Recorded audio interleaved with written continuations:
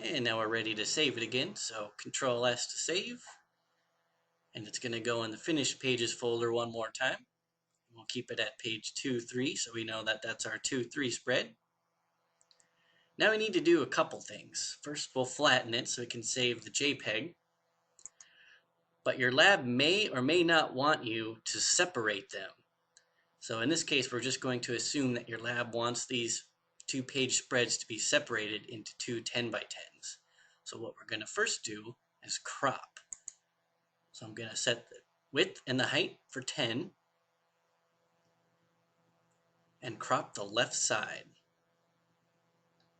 So now we have a 10x10. I'm going to save as. This is going to go in the JPEGs folder as a JPEG, and it's going to be called page 002. This will be the left side.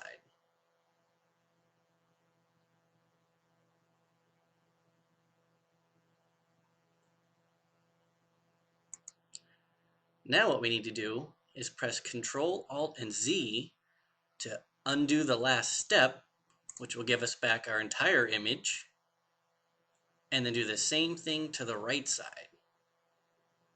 Now we're going to Control, Shift, S to save as again, only this time it's going to be page 3.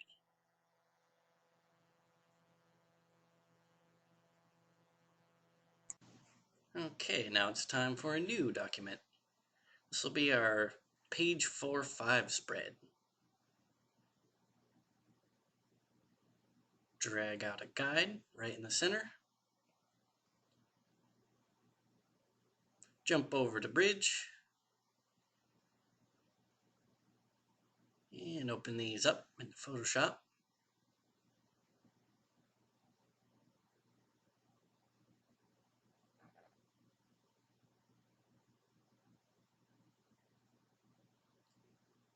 And then once again, drag them to your canvas.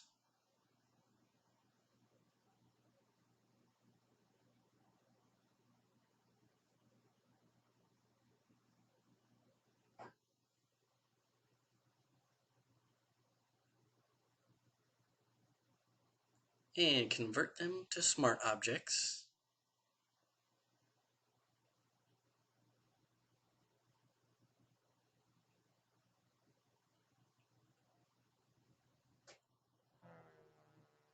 And this one, I can tell it's going to be my background, so I'll put that at the bottom.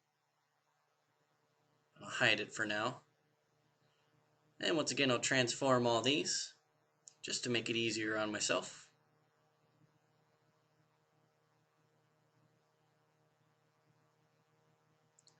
Now I can kind of position the background image.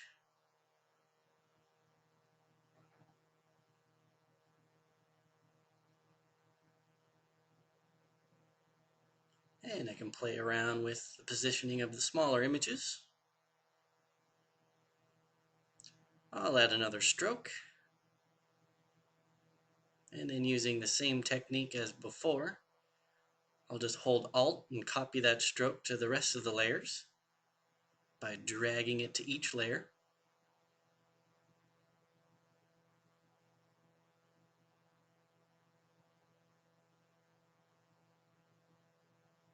And I want to be able to see this sign right down there at the bottom in the middle.